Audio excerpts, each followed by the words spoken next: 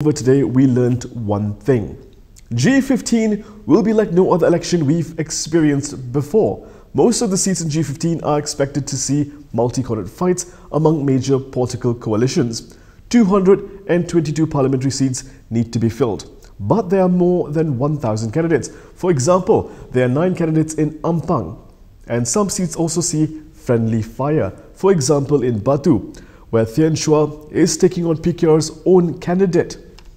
PKR's top 2 leaders appear to be taking different approaches in handling Tian Chua's decision to contest the Batu parliamentary seat as an independent against Harapan candidate P. Prabakaran. Party President Anwar Ibrahim, who appeared disappointed by Chua's move, said party members who contest as independents will be automatically sacked. Reformist, and everything that's reformist should do. So the day end is so we have to take the necessary action. Normally, as a policy, those who contest as independent leaving the party for other reasons will be automatically sacked. However, PKR number 2, Rafizi Ramli, appeared to adopt a wait-and-see approach before bringing the axe down. He said that any disciplinary proceedings against Chua would take place after the general election. I think it's good. The days where politics in this country is monopolized by 1 or 2 groups is over. And it's actually quite good. Biarkan orang memandang bahawa lebih banyak tawaran yang dibuat, maka rakyat berhak memilih kerana ada lebih banyak pilihan. For the moment, Rafizi welcomed Chua's decision to contest. It is not clear if Rafizi is keeping the options open should Chua emerge victorious. Earlier today, after filing his nomination papers, Chua said he was contesting to prevent the possibility of the seat falling into the hands of kleptocrats. He is also prepared to face the repercussions from PKR. I'm prepared to accept the action by the party, but for now, I hope that we focus on winning this election, defeat Barisan Nasional, and hopefully we can reassert the sovereignty of the people. We can sort out our differences, and my own position is not so important. Nomination went rather smoothly in every constituency, except one, where tear gas was fired to disperse an angry crowd. The nomination process for G15 went smoothly all over the country today. However, the same cannot be said about the situation in Tenom. In most places, the candidates were announced soon after 10 a.m. However, even at 1:35 p.m., none of the candidates for the parliamentary seat in Sabah were named. Police even had to resort to firing tear gas at the nomination center to control the crowd. Earlier today, video clips depicting supporters of a political party trying to force entry into the nomination center surfaced. It is understood that supporters were not satisfied with the outcome of the nomination process. Sabah Police Commissioner Idris Abdullah is expected to issue a statement on the incident today.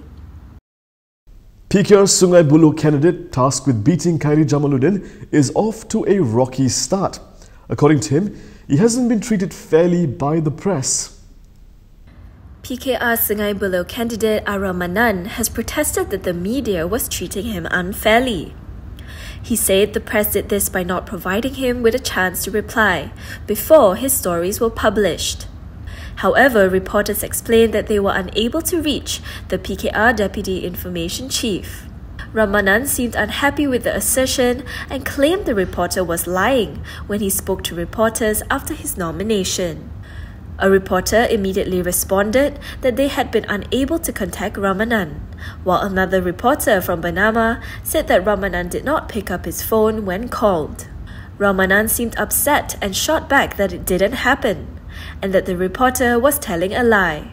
He said other media personnel have been able to contact him for replies, which showed that he normally picks up phone calls from reporters. Similarly, Ramanan told Malaysia Kini yesterday that he blames the media for allegedly targeting his past baggage, but not applying the same scrutiny to Khairi. During the interview, Ramanan said a 2014 civil suit involving him was due to business misunderstandings and should not be exploited by his opponents.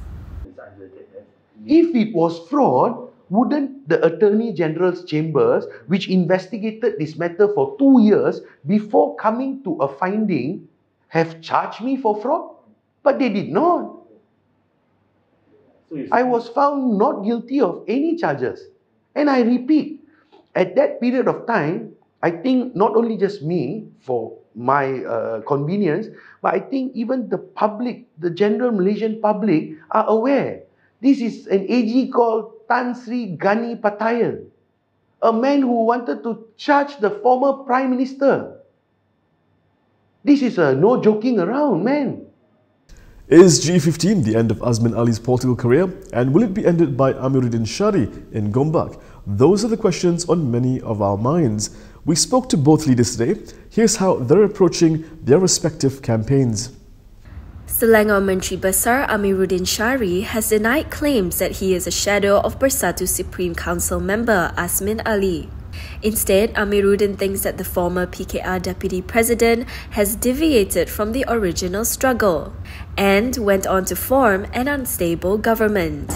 Dan saya bukan baru, dalam tempoh 2 tahun selepas saudara Azmin meninggalkan Pakatan Harapan, saya telah mengambil alih urusan untuk mengelola serta mendengar pandangan orang Gombak. Meanwhile, Azmin, who is contesting for his 3rd term, said he has an added advantage to win the seat as the incumbent. Well, certainly if you are the incumbent, you have certain degree of advantage. But now the voters are very mature. They wanted to see whether the candidate or the incumbent has served the constituency and the right. The Gombak parliamentary seat is set to witness a 5-way clash. The 5 are PN's Azmin, Harapan's Amiruddin, BN's Megat Zulkarnain Omardin, GTA's Aziz Jamaluddin Tahir, and independent candidate Zulkifli Ahmad. There has been talk that Zaid Hamidi may be BN's Prime Minister if the coalition comes into power. However, Ismail Sabri has assured that he is still BN's poster boy. Ismail Sabri Yaakob has reiterated that he is still BN's poster boy and Prime Minister candidate in the 15th general election. The caretaker premier said his selection as the candidate for the Prime Minister position was clearly decided at the 2021 UMNO General Assembly. He added that it was also the decision of the UMNO Supreme Council that met in April. Ismail Sabri also said so far there has been no decision from the Supreme Council saying otherwise. Recently, 156 out of 190 UMNO divisions passed a motion to support Ismail Sabri as the Prime Minister candidate. Ismail Sabri said this at a press conference after attending the candidate nomination process for the Perak parliamentary seat today.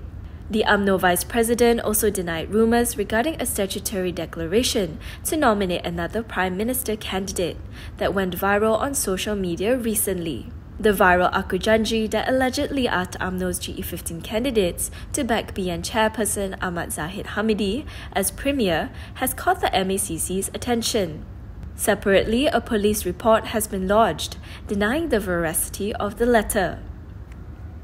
And that is all from me today. For more stories, you can go to KiniTV.com. You can also follow us on Instagram, Twitter, YouTube and Facebook for the latest news updates. If you'd like to support independent media, do consider subscribing to MalaysiaKini.com. I'm Prasad. Thank you for watching.